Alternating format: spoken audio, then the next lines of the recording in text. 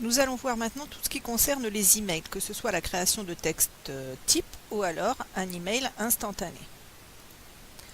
À chaque fois que je vais rencontrer cette touche, que ce soit de ce côté-ci, du côté des acquéreurs, du côté des partenaires, je vais pouvoir envoyer directement un mail à la personne concernée via Outlook. Je clique, il me demande l'objet de ce mail, je valide et il va m'ouvrir à Outlook. Une fois sur Outlook, je tape mon texte comme si c'était un mail normal. Bonjour, je me retrouve exactement comme vous avez l'habitude. J'envoie. Le système va automatiquement envoyer et enregistrer immédiatement le mail que je fais. Je le retrouve ici, test formation, il est ici. Maintenant, on a vu grâce au bouton que l'on pouvait sélectionner tout ou partie de nos différents partenaires. Donc, exemple, je coche tous les exclusifs, qu'ils soient particuliers ou professionnels, je coche tous mes exclusifs. Il me les a sélectionnés et je vais leur faire un emailing. Alors, on arrive sur cet écran que vous découvrez. Je suis bien chez mes vendeurs et je peux décider deux choses. Soit de créer un mail unique que je ne réutiliserai jamais, donc je ne vais pas le sauvegarder, soit de créer un mail que je risque d'avoir à réutiliser. Alors, déjà, on commence par mettre un objet.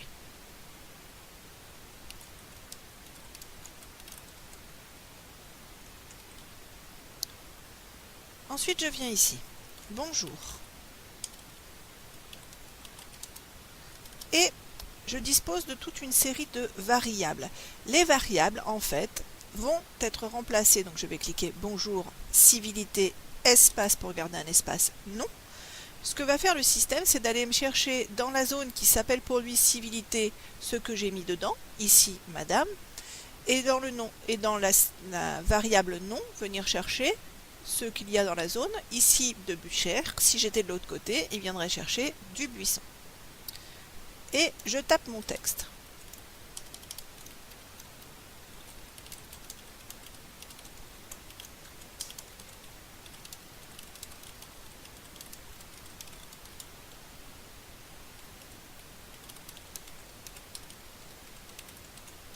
Je continue.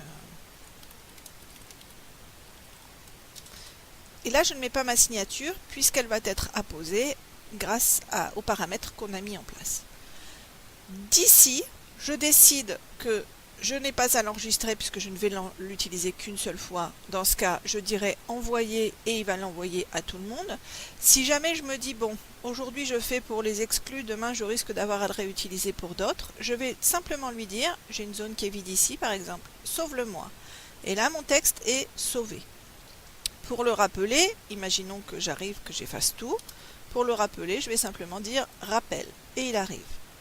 J'ai envie de le personnaliser pour cet envoi-là, je le personnalise. Voilà.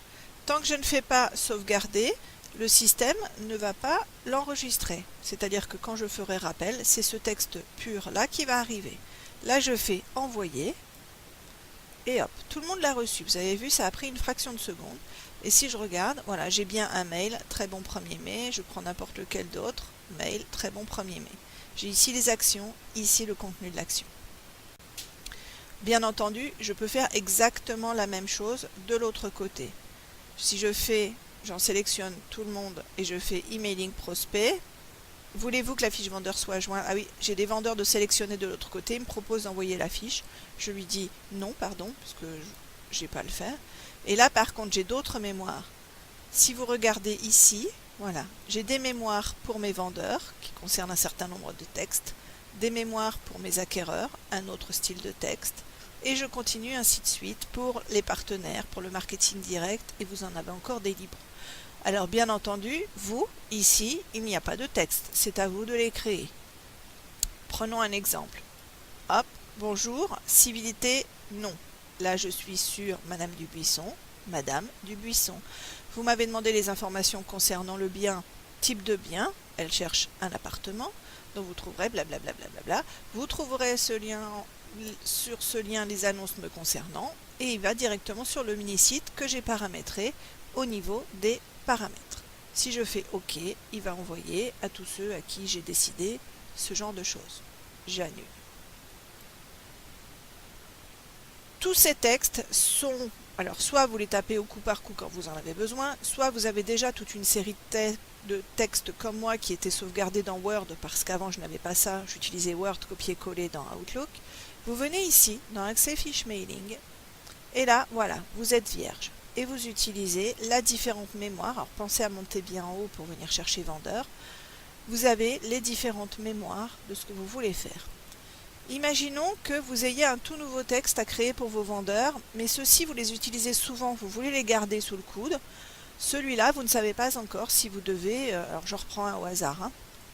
Alors, on va imaginer par exemple qu'on retape complètement ce texte-ci, et je vais lui dire « Sauve-moi le texte ». Je le mets dans le bon répertoire, je l'appelle comme je veux et je l'enregistre. On va dire que j'en appelle un autre. Allez, on va rappeler 1er mai. Je suis là-dessus. Ah non, c'est pas celui-là que je veux, c'est un autre. Je lis mon texte et je viens rechercher dans mon bon répertoire celui que j'ai appelé autrement. Et pareil, je ferai envoyer ou pas, ou alors si je veux l'utiliser souvent, j'en écrase un autre ici qui ne m'intéresse plus, je fais sauve, il est écrasé. C'est aussi simple que ça. Alors, dans ces différents mails, il est possible d'ajouter une pièce jointe. Je viens ici, par exemple pour mon 1er mai, je veux leur envoyer une photo de muguet. Je viens chercher une photo de muguet ici, hop. Et je leur joins la pièce jointe. Pour le moment, je ne peux en joindre qu'une. On va étudier la possibilité d'en mettre plusieurs si jamais le besoin se fait sentir.